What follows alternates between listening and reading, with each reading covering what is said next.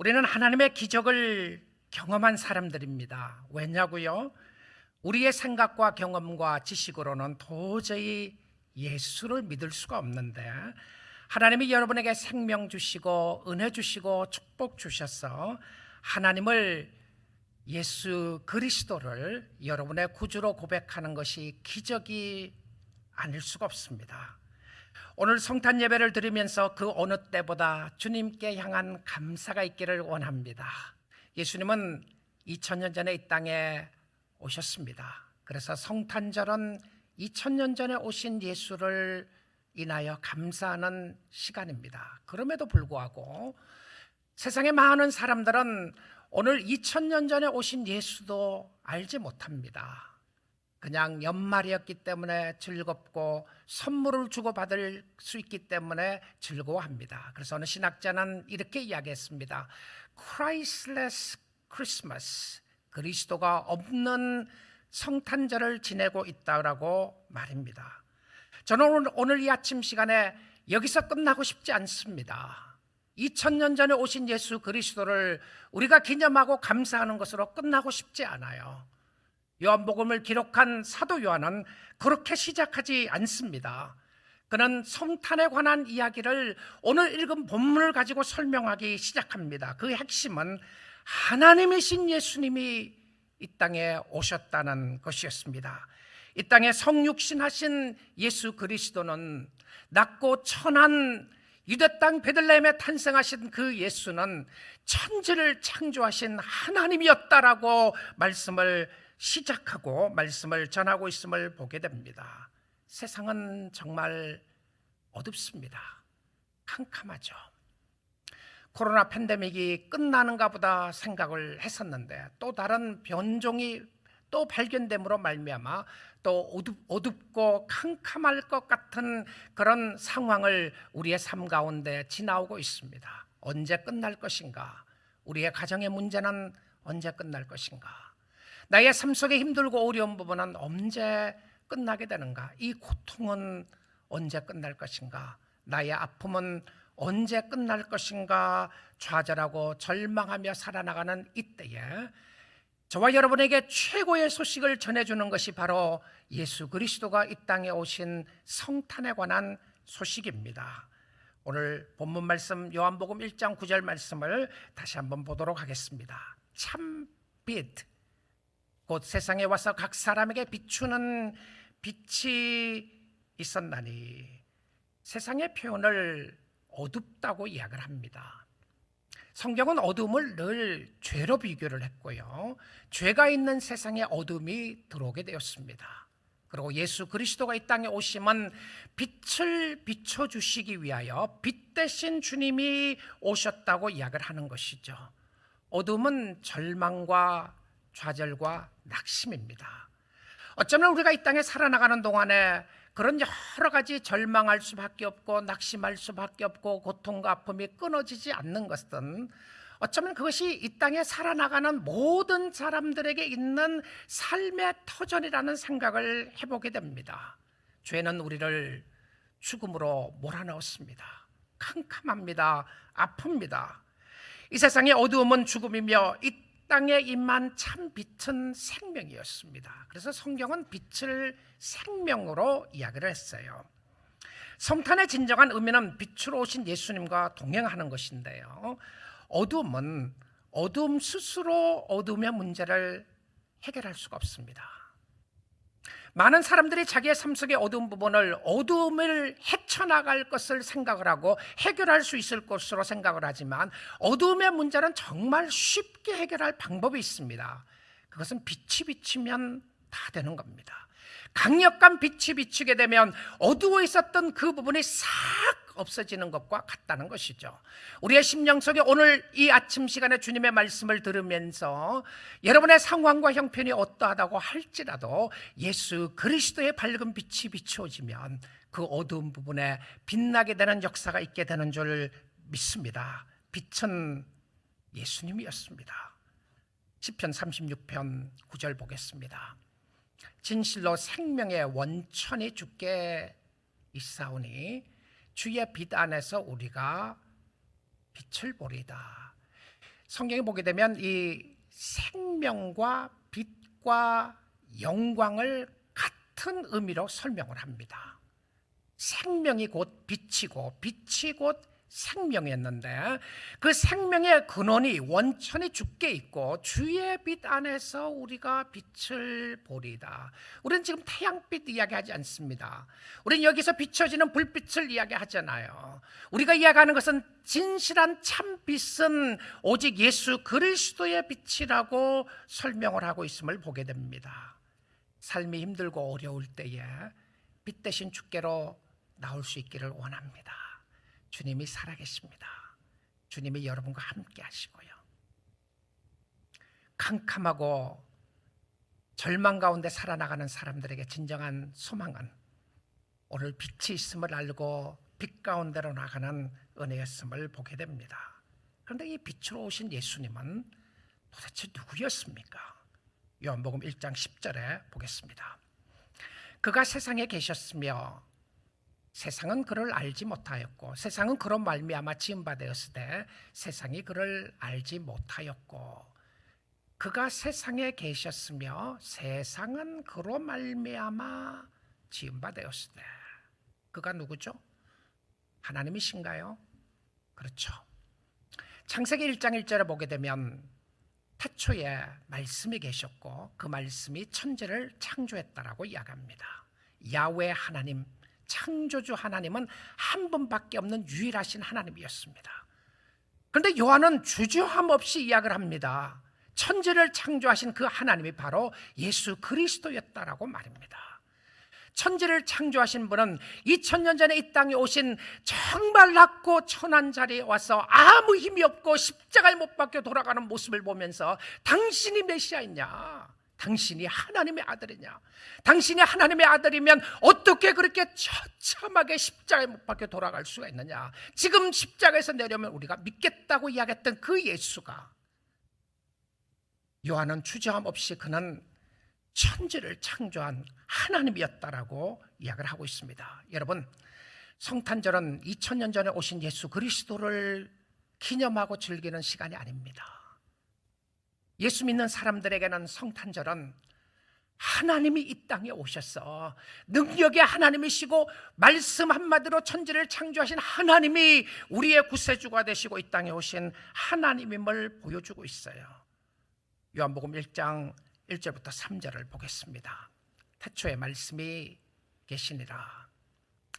자, 창세기 1장에서는 말씀이 하나님이셨고 말씀이 창조주였습니다.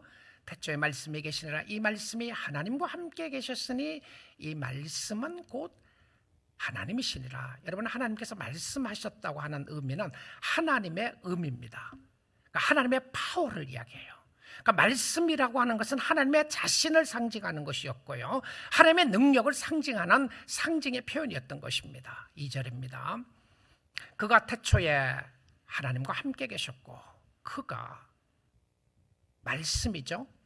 그가 예수님이 태초에 하나님과 함께 계셨고 만물이 그로 말미암아 지은 바 되었으니 지은 것이 하나도 그가 없이는 된 것이 없느니라. 깜짝 놀랄 소식입니다. 유대인들의 입장에서는 하나님이 천지를 창조했다고 믿고 있었는데 자기네들이 십자가에 못 박혀 죽도록 했던 그 예수가 하나님이었다는 것을 밝히고 있습니다.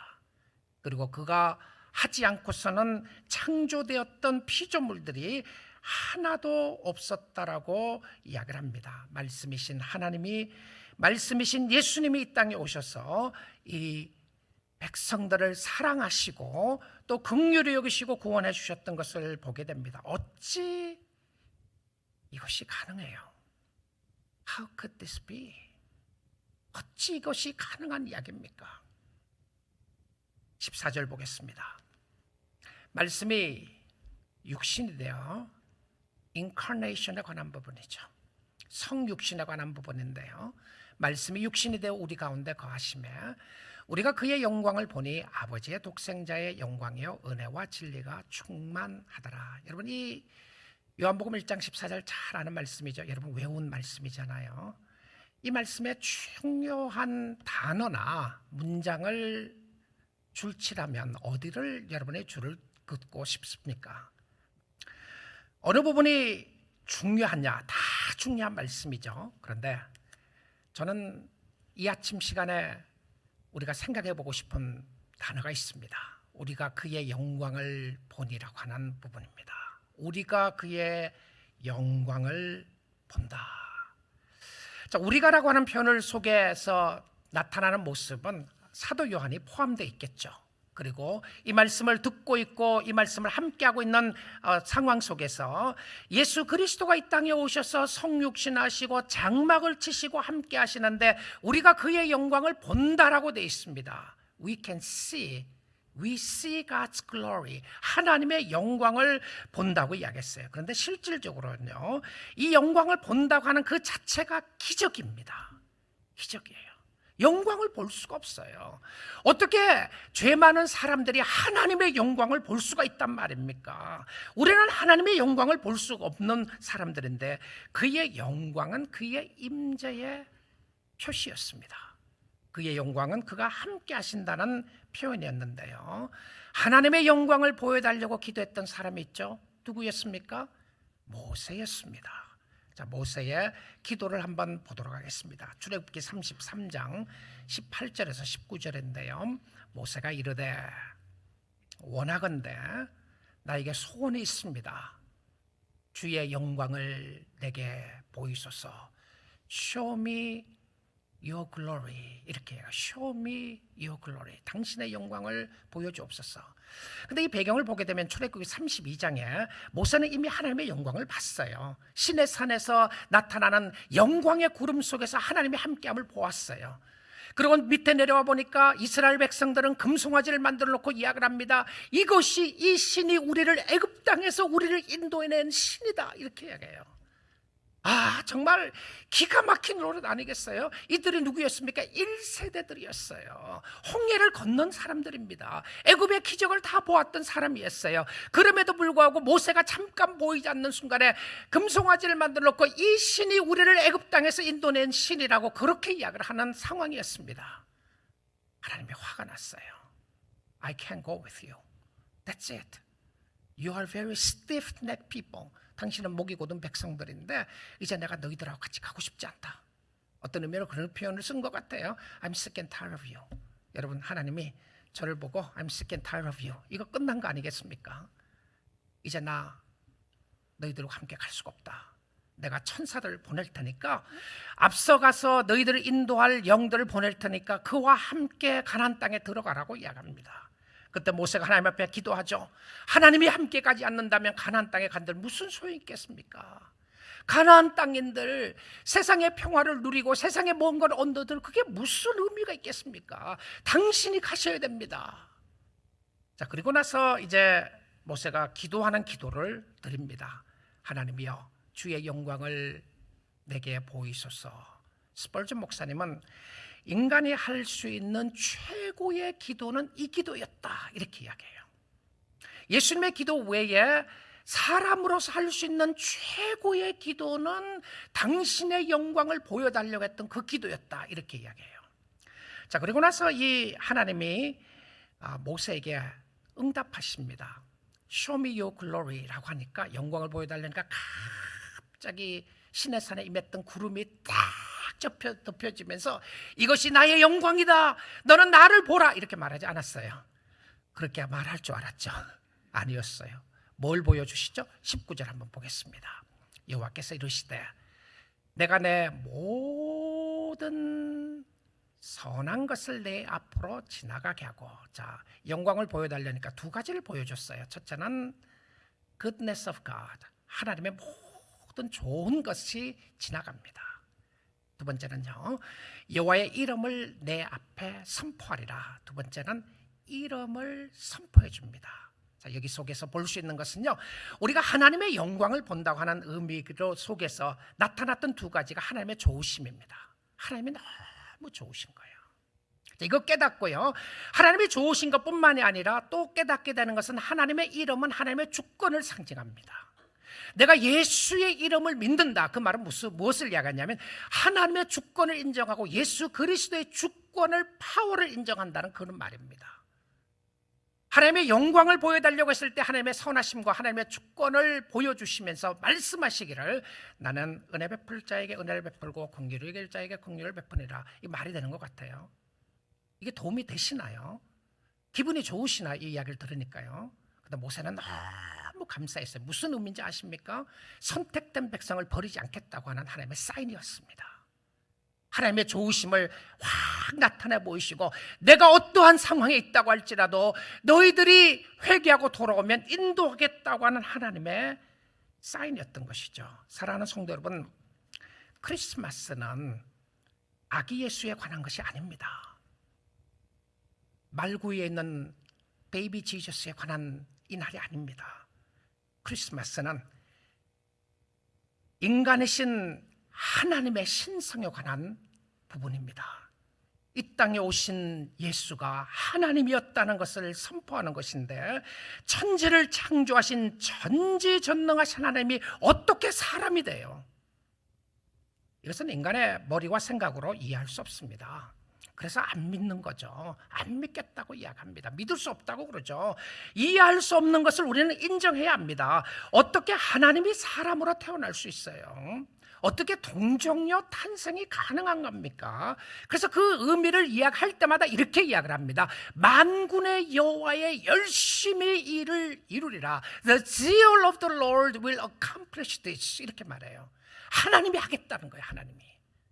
자, 성탄절을 믿는 아기 예수가 이 땅에 오신 그분이 천지를 창조하신 하나님이라고 믿는 여러분과 저는 어떤 믿음을 갖느냐 하면 하나님이 하시면 못할 것이 없다고 하는 것을 믿는 믿음을 소유한 사람들입니다. 당신이 하시면 할 수 있습니다. 나는 믿을 수가 없고 알 수 없지만 어떻게 예수님이 100% 하나님이 되시고 어떻게 예수님이 100% 인간이 됐습니까? 철학자들은, 종교학자들은 이것을 이해할 수 없다고 그럽니다. 그리고 마음대로 생각해요. 이 예수를 어떻게 이해하고 알 수가 있겠습니까? 이런 하나님이 인간이 되신 것도 이해할 수가 없는데 하나님이 인간의 손에 의하여 버림받고 죽게 된 것은 더욱더 이해할 수가 없는 사건이었습니다. 그래서 성육신의 사건은 이해하는 것이 아니라 말씀이 말씀 그대로임을 받아들이는 믿음이 필요하다는 것이죠. 여러분, 믿음에 있어서는 믿음의 세 가지 컴포넌트가 있습니다. 세 가지 들어가는 게 있어요. 하나는 지적인 겁니다. 인텔렉츄얼한 부분이 있어요. 그래서 믿음이라고 할 때 내가 하나님과 예수 그리스도를 어떻게 알고 있는가. 그래서 켈빈은 그 이야기를 하죠. 믿음은 곧 지식이다. 이렇게 말했어요. 믿음이라고 하는 것은 지식이 포함되는 것이고, 그래서 하나님을 알아야 됩니다. 성경이 이야기하는 예수를 알아야 되는 것이죠. 지식적인 부분이 있어요. 그 다음에는 이모셔널한, 감정적인 부분이 있습니다. 내 가슴이 뜨거워진 거예요. 내가 감정적으로 믿고 싶은 마음이 생기는 겁니다. 그래서 두 번째는 감정적인 요소가 있고, 세 번째는 무엇을 이야기하냐면 의지적인 요소가 있다고 그랬어요. 볼레이셔널한 부분이 있다고 그랬습니다. knowledge가 있고 이모션이 있고 그 다음에 볼레이션이 있다. 그것은 내가 의지적으로 결단해야 되는 것들이 필요하다는 거예요. 자, 우리가 믿음을 세 가지로 측면에 생각해 보시나요? 믿음은 아는 것이고, 그 아는 것에 나에게 감정적인 요소가 포함되고, 그 감정적인 요소와 함께 내 삶을 드리는 의지적인 결단의 요소가 포함된다는 거예요. 자, 켈러 목사님은 이 힘들고 어려운 고난의 문제를 다루면서 자신이 당하는 그 고통과 아픔 가운데서 췌장암 사기를 파이트백하면서 살아오시면서 하시는 이야기가, 이것은 인텔렉츄얼한 문제가 아니다. 실질적으로 내가 하나님이 어떤 분이신가를 더 아느냐에 관한 것보다는 영적인 힘을 얻게 되는 것이 더 중요한 것이라고 이야기했습니다. 영적인 세임에 대해서 이야기를 하면서 이렇게 이야기합니다.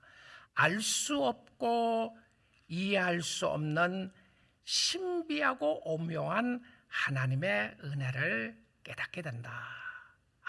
놀랍지 않아요? 알 수 없고 이해할 수 없는 신비한 하나님의 은혜, 무엇이겠습니까? 성령의 역사죠. 그렇죠? 성령께서 저와 여러분에게 컨빅션을 주신 거죠. 확신을 시켜주시는 부분이 있습니다. 믿으면 이해가 되지 않는 것이 이해가 됩니다. 사실 이해가 되는 것이 아니라 믿어지게 되는 부분이겠죠. 그래서 믿음이 선물이라고 합니다. 믿음조차도 내가 자랑할 수 있는 것이 아닙니다. 왜 그러냐면 이 시작이 나에게 있지 않았어요. 믿음은 나로부터 시작하지 않아요. 믿음은 하나님으로부터 시작하는 부분이었어요. 하나님께 믿기로 작정을 하는 순간 하나님이 믿을 수 있게 해주시는 것이며, 그래서 믿음에는 이해가 요구되는 것이 아니라 순종이 요구되는 것이었습니다. 그를 영접하든지 아니면 그를 버리든지 하는 겁니다. receive or reject에 관한 부분입니다. 어떤 사람은 이렇게 말할 수 있어요. 나는 예수님을 영접하지도 않고 버리지도 않는다. 어떻게 예수를 버린다는 표현을 쓰고 있느냐. 나는 중간에 있다. I'm in the neutral ground. I'm in the middle ground. 난 중간에 있다. 여러분, 성경에는 중간이 없다는 것 아시죠? 그레이 에리아가 없어요. 내가 예수를 믿든지 아니면 안 믿든지, 믿는 것 같고 안 믿는 것 같고 그럴 수가 없다는 것이죠. 여러분, 두 가지 반응 속에 여러분이 하나님과 동행하고 있으면 그를 받아들이는 겁니다. 신앙의 올바른 고백이 있다고 하는 것은 여러분 이미 그를 받아들인 것이었습니다. 요한복음 1장 11절 한번 보겠습니다. 자기 땅에 오매 자기 백성이 영접하지 아니하였으나, receive에 관한 부분입니다. receive를 하지 않고 reject했다, 이렇게 표현을 하고 있죠. 그런데 이 자기 땅에 오매 자기 백성이 누구였습니까? 이 상황을 보게 되면 유대인들이었습니다.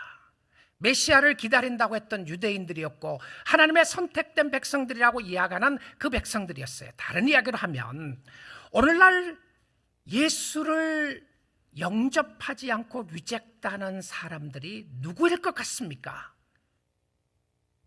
세상요, 놀랍게도 교회 다니는 사람들일 것입니다. 자, 오늘 이 부분을 현실에 적용을 한다면 교회에 왔는데 하나님의 백성들이라고 이야기하는 교회 다니는 사람들이 예수를 영접하지 않았다, 믿지 않았다, 이 표현을 하게 되는 것이죠. 예수와 상관없는 사람들이 교회 안에도 있음을 이야기를 하는 것입니다. 여러분 어떻습니까? 예수와 상관없이 교회 다니시나요? 자기 땅에 오매 자기 백성들이 영접하지 않았다.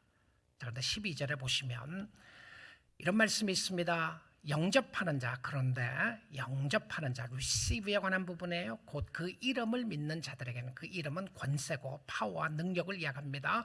예수의 이름을 믿는 자들에게는 하나님의 자녀가 되는 권세, 파워입니다. 특권을 주셨으니 누굽니까? 예수를 믿는 자입니다.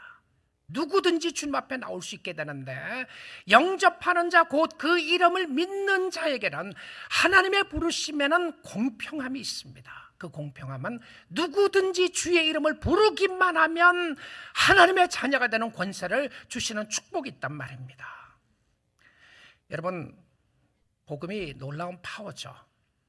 그런데 여기서 끝나면 안 돼요. 자, 내가 예수님을 영접했습니다.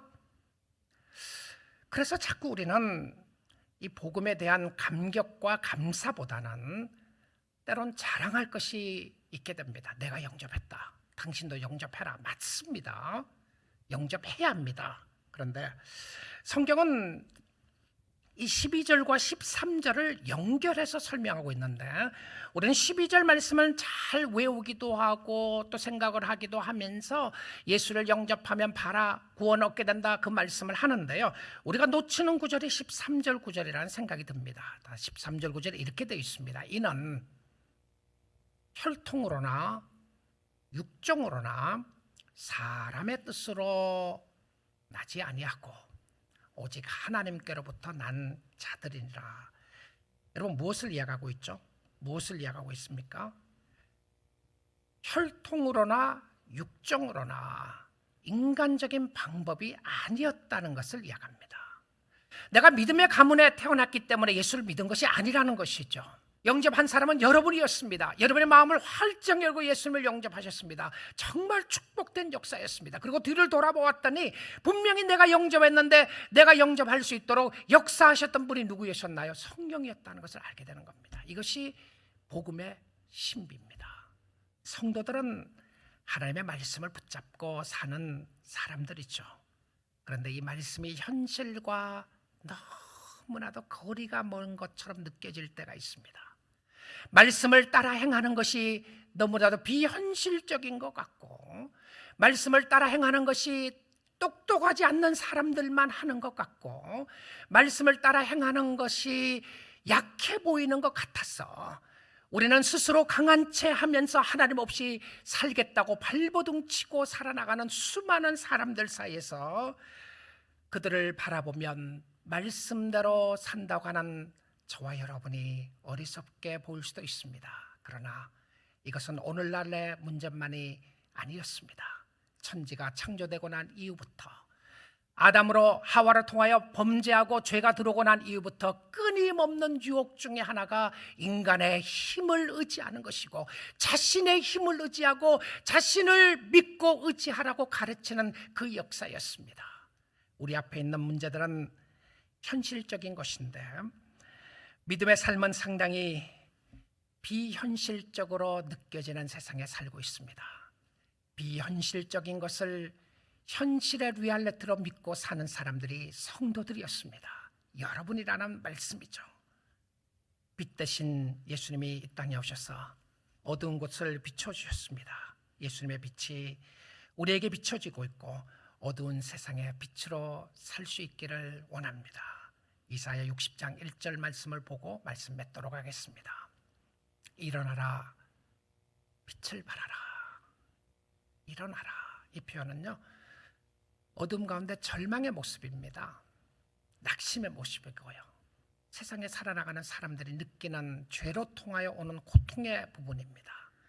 그 백성들에게 이야기를 합니다. 일어나라, 빛을 발하라. 이는 내 빛이 이르렀고 여호와의 영광이 내 위에 임하였음이니라. 자, 빛과 영광과 이름이 생명과 함께 가는 것이었습니다. 빛이 이룬 것은 하나님의 임재의 상징이었고요, 하나님의 영광이 임한 것은 하나님의 임재의 표시였습니다. 하나님의 여호와의 영광이 내 위에 임하였으니 일어나라. 성도는 누구인가요? 예수의 영광을 본 사람들입니다. 그리고 예수가 살아계심을 확인하는 사람들이고, 예수의 영광의 빛이 우리의 심령 가운데 비치는 사람들이었는데, 세상이 아무리 캄캄하고 힘들고 어렵다고 할지라도 여러분의 마음속에 있는 예수 그리스도의 밝은 빛을 비추시고 그 빛으로 인하여 기뻐하시고 감사하시고 생명 주신 하나님께 감사하여 주를 섬김으로 말미암아 이 성탄의 계절은 이 땅에 오신 예수 그리스도가, 아기 예수로 오신 그리스도가 천지를 창조하신 하나님이었다는 것을 믿는 믿음으로 살아나갈 때에 어떠한 절망과 어려움이 있다고 할지라도 그리스도 안에서 승리하게 되는 역사가 있게 될 줄 믿습니다. 그 소망을 가슴에 품고 주를 섬기는 저와 여러분이 다 될 수 있기를 주님의 이름으로 축복드립니다.